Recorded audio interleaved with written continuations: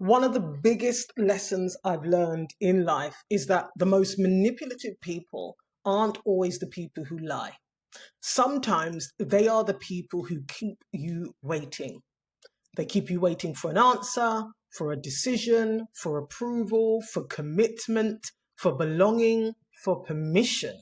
And what I've realized is that uncertainty is not always accidental. Sometimes uncertainty is how power is maintained, specifically when it comes to who gets to decide how you live your life. And look, because a lot of women spend years sometimes waiting for someone else to make a decision that really and truly they should have made for themselves.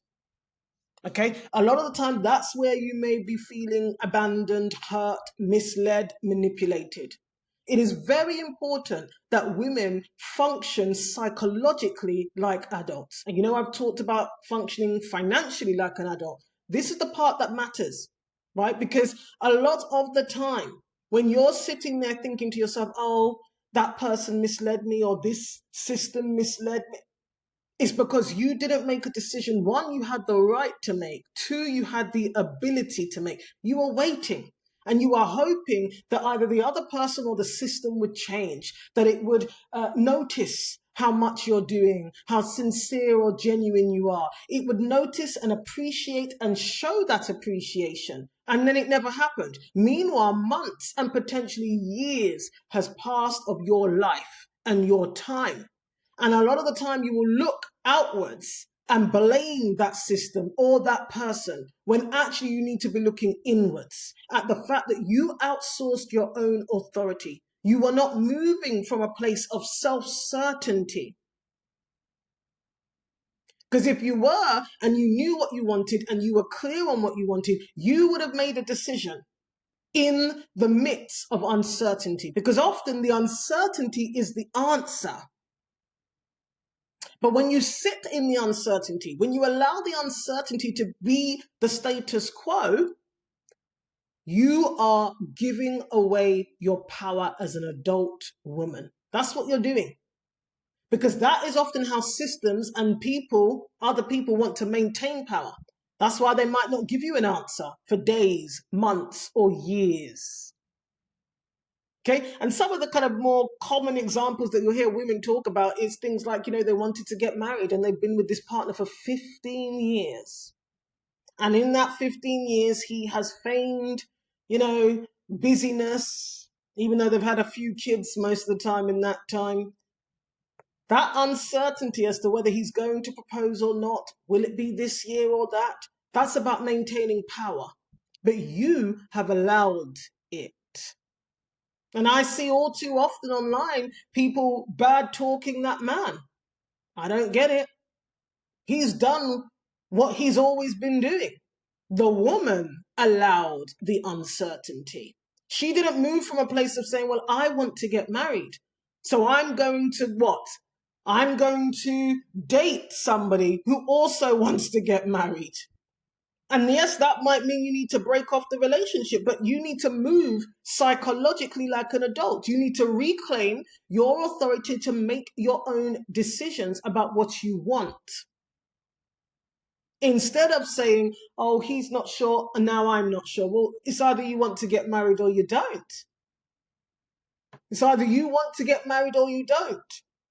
Because if you did, you would move accordingly. You wouldn't end up spending years waiting for somebody who's really giving you their answer. This is a really important thing, and it's one of the things that has kept me safe throughout my life, is that I do not sit around and let somebody else hold a decision that belongs to me over my head. And I don't allow that uncertainty to affect what I'm doing. You have to start from a place of, this is what I want. This is what I know to be true. These are my values, whatever it might be, and move from that place accordingly. You can't be the one orbiting somebody else. No, your values are your values. And when somebody or a system shows you, even through absence, even through silence, even through sometimes yes, sometimes, that is the answer. And there is a power That uncertainty, that limbo purgatory period, like I said, which can last years sometimes if you allow it to. Now, don't get me wrong, I know a lot of people, they don't want to walk away. Sunken cost fallacy. You think, well, I've been with this person for so long, or I've been in this situation for so long. I could have thought that about my faith. It's been 32 odd years. So what? You've got to move from a place of self-respect, move from a place of internal certainty. You don't let other people or systems hold that kind of power over you when there are decisions that you have a right to make for yourself. You have the right to make those decisions for yourself. And 9 times out of 10, you will save your own time, heartache, by making the decision yourself. Because there's a power often that uncertainty holds over you. And it's quite manipulative. Because what happens is people mentally are in a tizzy. They can't think straight. They can't think straight. But you're allowing it to happen. You're allowing it to happen. I can't tell you the number of times a friend has said to me that she wants to do X, Y, Z. I'm like, well, why didn't you do it? Why aren't you doing it? She's like, well, I'm waiting on so-and-so to get back to me, but it's been 3 months. But you want to do the thing you're doing. You're an adult. Well, they might feel this way. So what? You're allowing that person to have a hold over you. When really the answer is clear. How can you have, somebody can't hold you hostage in your own life? If you are reclaiming the authority over your right to make decisions for yourself in your own life, you can't be held hostage. One thing I've always said, you can't come and blackmail me. My back's never up against a wall. I tell you why, because one, for me, my integrity will always prevail. I will tell the truth regardless, number one. I'll tell the truth regardless, and how the chips fall is how they fall. Because I will never allow someone to have my back up against the wall again. I experienced that in my religion, my former religion, right? Because there's a power, and it's quite a manipulative power when you allow systems and or people to hold you in a state of uncertainty, where they don't want to explain to you what they're thinking or what the process is. You ask about the process, they tell you we're under no obligation to tell you. Even though the process impacts your life. That's what happened in my former religion. I asked, what's the process with this judicial process? They said, we're under no obligation to tell you. We're just accommodating you. That's a quote. They issued the discipline or punishment, as it were, and they said, come back in 3 months and we'll review whether or not you're repentant enough, whether or not you've shown us you're repentant enough. 3 months later, I went back, they said, you haven't demonstrated enough spiritual maturity. 3 months. By the time I left, it had been a year since the original discipline. Do you see that purgatory and limbo? And the reason what, I woke up one day and I said, hold on a minute, Ashanti. You outsourced your own authority. How can you allow an organization and a group of men to tell you what your value is in God's eyes? What kind of madness is this? I got up one day and I said, you are the fool, Ashanti. You are the fool. A year later. And bear in mind, the privileges they wanted to give back was answering at the meeting. And what was the other one? Oh, giving talks on the platform. A year later, in that time, other people who had actually done certain things like cheat on their wife had been reinstated. And I didn't even do anything wrong. But there I am, every meeting, going out on the ministry, doing all the things, waiting, okay, praying for humility, praying to finally be marked as clean again.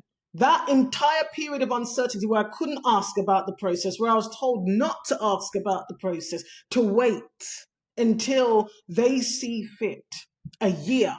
That was my mistake. I had outsourced my authority. I had outsourced my own authority on how I see myself and my identity and how apparently God was seeing me. Do you see where I'm coming from here? Now, I'm not going to blame them because really and truly, I should have left a long time before then. But it was nearly a year Nearly a year. I remember going to some of the last few meetings I went to. There was a couple of sisters, because obviously, people talk to you and whatnot. A couple of sisters said, Ashanti, how was it that you never answer at the meeting? Now, what am I to say to them? What am I to say? That I'm looking like a fool, aren't I? Really? Because what can I say? Well, actually, I was raped a year ago. I got reproved. They removed my privileges of answering at the meeting, giving talks. And here we are a year later.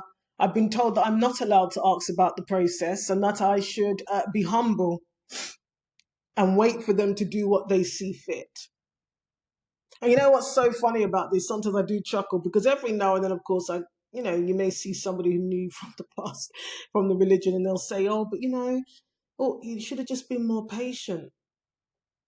Then they start questioning as to what I was doing in that year. Do you see how foolish it gets?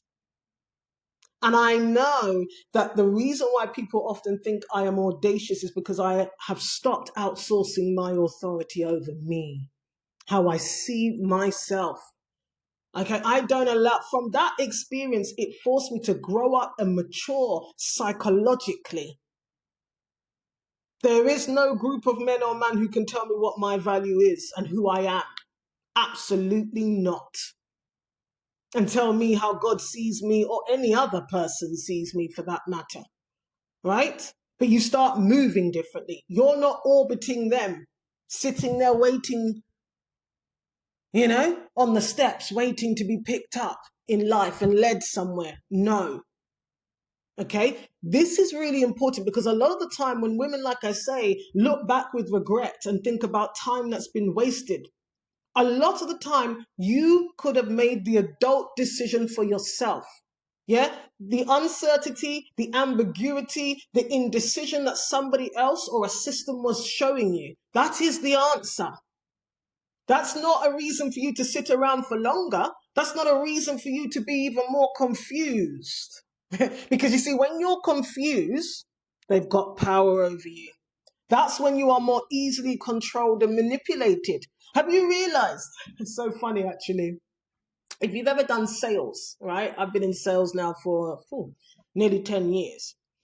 They'll always say confused minds don't buy. So that's why when you're a salesperson, clarity is important. You give people options, or ideally, really, you give them one option. And you are able to demonstrate how that one option meets their needs. Why? Because confused minds don't buy. People don't do anything when they're confused often. Right? Again, that is how systems of power get you, by keeping you in a confused state. That is how people who are manipulative get you. Because the more confused you are about yourself, and then suddenly you're confused about what you want, when really you're not confused. You do want to get married, but this person doesn't want to marry you. But the problem is you like them, you're attracted to them, you may have been with them a few months, maybe your friends know about them, and you don't have it in you to stay loyal to what you want. And so you stay. But in the meantime, you build up this resentment, and now you build up this story which you tell everybody else after you've left the relationship for whatever reason. You tell everybody else that he was a narcissist. Yeah, that he wasted your time. No, you wasted your own time. You wasted your own time because you outsourced, you abdicated your adult authority over what you wanted. You allowed somebody else to use uncertainty and ambiguity. And I don't want to hear anything about, oh, but he promised this, he said, so what? You see, you got to look at what you're seeing. What's the evidence? That's what I had to do when it came to my former religion. I had to look at what I was actually experiencing, not what they were telling me, not what other people would like it to be. I had to look at the actual harm. Because a lot of the time you are not senile. You do not have any cognitive difficulties. You don't. You know what you know, and you know deep down what the answer is. But it's often you don't want to take hold of that decision and make the adult decision. You see, one of the things that I've always got in my entire life, quite frankly, it's not particularly new, is that people will often tell me that I'm very direct, that I'm clear, that they use the word maybe even, explicit, not in terms of graphic, you know, I'm not someone who swears and I'm not somebody who name calls. Okay. I'm able to communicate verbally often without having to do that. It doesn't even come up in my mind. If I need to speak to someone or about something in my personal life or professional life, I do not need to use curse words. I don't need to shout and I don't need to call anyone names. Okay. I have enough vocabulary available to me. But what happens then is because I say what I mean and I mean what I say, what happens is people will then say, oh, you're angry. People feel exposed. People might even feel vulnerable. And so they'll often say, well, it wasn't what you said, it was the way you said it. I didn't say it in any particular way. What they really have an issue with is what I said. Because often what I'm saying is very clear. I observed you did X, Y, Z, which led to A, B, and C. And I don't like it. I don't like it. I will not be accepting this. This is not respectful. I don't find this to be tolerable. And people often don't like it when you're that clear. Okay? They don't like it when you're that clear. I make decisions for myself, and often people will say, oh, but you didn't wait for why would I wait for you? Your lack of response for weeks was the answer. Yeah, because I'm an adult. I'll never forget when I moved country, a certain someone reached out to me after and he said, oh, you didn't tell me. Why would I tell you? You're not a decision stakeholder. You're not a decision maker. Oh, I'm going to miss you. But not really. Let's stop this. You see, because you think that you're going to use those things to have over me so that no. I'm not. I'm very clear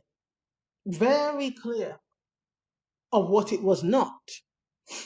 So don't come back around now and be talking about, would it be nice? Wouldn't it be nice? We miss. No. Your actions were clear.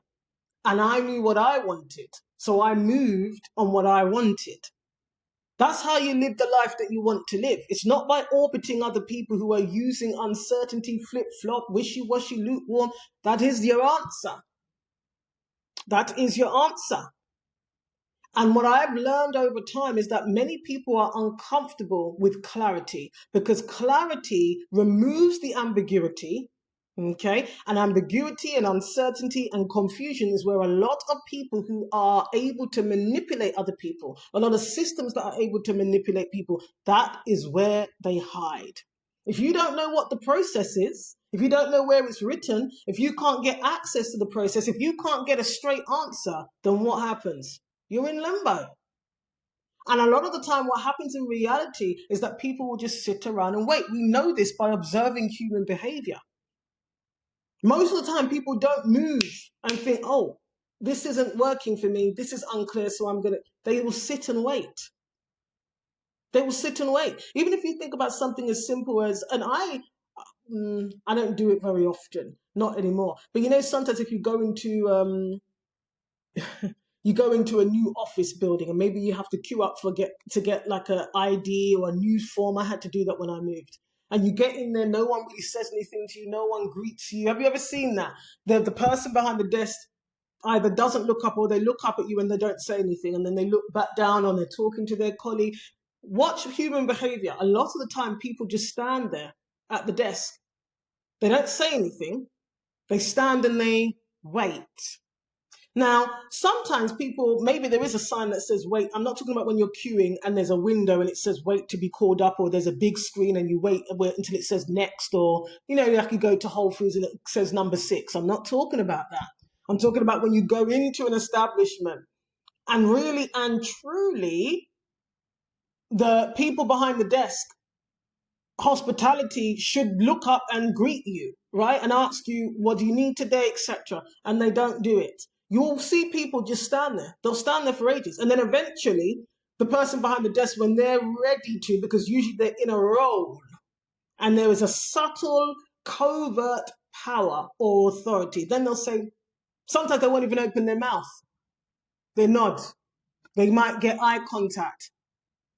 Meanwhile, they weren't busy and they weren't doing anything. They were just deciding when they were going to acknowledge you. The type of person I am is I say, good morning. My name is, I am here to see. I'm not going to be playing these games with people. I've learned that. You need to function from that place as an adult psychologically. And like I say, for a lot of women, a lot of time is wasted. A lot of time is wasted because you're kidding yourself. And so later on, you can blame someone else. You can blame a system for the time that you sat there in confusion, when really you weren't confused. Not the whole time. You might have been disappointed, sad that it's come to this. I can relate to that. In that year where I didn't have my privileges back, there were times I thought, goodness me. Yeah, it was a tough year. Going into the Kingdom Hall, feeling completely isolated, ashamed, confused, disappointed in myself, but knowing I couldn't go up and ask the elders, well, what's happening? Because they told me, you need to wait. You need to know your place. You need to know your place. In fact, the elders actually said to me, even if we gave you back your privileges and you move to another congregation, we'll tell them what you've done. This is what I'm talking about, manipulation and power in the ambiguity, in the uncertainty. Because it's not like other organizations. Let's say, for example, you're working for your employer. What do most organizations have? Even if they don't follow all the things, they've got an employee handbook. That's not the way it is in a lot of these systems of power, like religion. There is no book that you, as just a lay woman anyway, can go and look and find out, oh, this is the process, this is the no. See, that ambiguity, uncertainty keeps you on the hook. And it's not good for your nervous system. But when you reclaim that authority, yeah, that's where it's at. Because ambiguity is a powerful thing. Yeah? It enables people to hold leverage or maintain leverage. When someone won't tell you what they want, they maintain leverage. When someone refuses to make a decision, they maintain leverage. I've talked to so many, especially, ex-sisters from my former religion who had proof, for example, that their husbands had cheated. And of course, the proof was not being accepted by the elders. Who has the leverage? The organization and the husband, who's gone off, started a new relationship, mind you, but he's got leverage over your right to legally divorce and potentially remarry. Yeah? Now, this isn't always conscious. It's not always malicious when it comes to other people. Systems know what they're doing. Okay, but the result is the same. You stay in limbo. And that is why, as a woman, it's so important to reclaim that authority and move from a place of knowing yourself and saying, you know what? I'm ready now. This is what I want. This is what I'm going to do. You stop asking for permission. Stop waiting. Yeah? Stop outsourcing your decision making. Stop treating other people's uncertainty as your responsibility, because now you're making it your problem. Start responding to reality, not what you wish and hope, and not what they're telling you. Yeah, they're telling you one day God will put this right. They're telling you, do you know what? One day we'll see how it goes. You know, I'm not opposed to marriage, but we'll see how it goes. Let's just see how it goes. 8 years, 9 years, 10 years, to the point where you're ready to drop to a knee and propose to them. Yeah? Start responding to reality, not promises, not potential, not wishful thinking, reality. So that's what I really wanted to share with you in this session. The power and the importance of removing yourself, extracting yourself, first of all, from confusing, ambiguous, and uncertain situations. But in order to do that, you have to reclaim your authority. You have to. You have to reclaim your authority in order to do that. Now, we talk about self authority all the time here, as you know, and we cover this in the Invisible Contract Audit Workbook. It's in the link somewhere in the description. It's brilliant. I list out the invisible contracts that a lot of women have. And you are able to start identifying the places where you need to reclaim your self authority. And I'll see you next time.